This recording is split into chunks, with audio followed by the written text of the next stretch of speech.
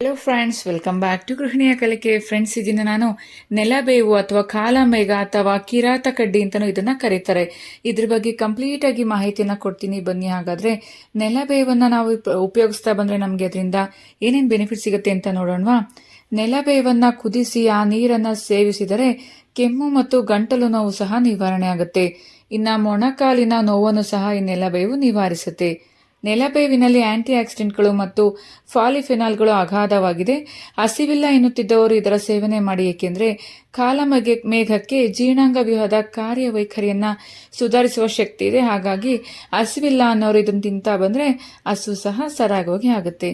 ಇನ್ನು ಕರುಳಿನ ಜಂತು ಹುಳುಗಳನ್ನ ಕೊಲ್ಲುತ್ತದೆ ಈ ಕಾಲಮೇಘ ಅಂದ್ರೆ ನೆಲಬೇವು.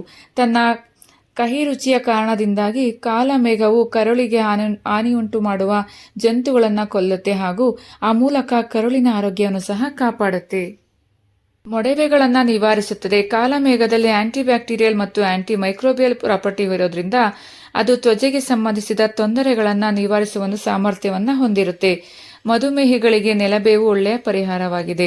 ನೆಲಬೇವು ರಕ್ತದ ಸಕ್ಕರೆ ಮಟ್ಟವನ್ನು ತಗ್ಗಿಸುತ್ತೆ. ಜೊತೆಗೆ ಮೆದೋಜಿರಕ ಗ್ರಂಥಿಯ ಕೋಶಗಳಿಂದ ಇನ್ಸುಲಿನ್ ಬಿಡುಗಡೆಗೆ ಇದು ಸಹಾಯವನ್ನು ಮಾಡುತ್ತೆ.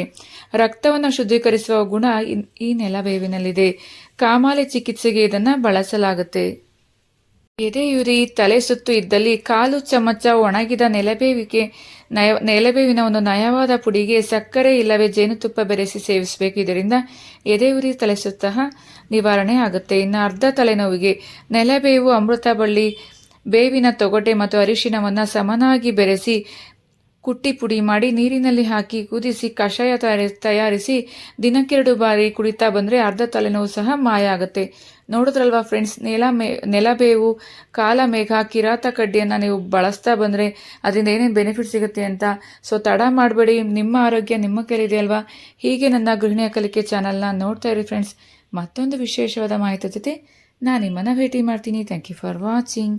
Thank you.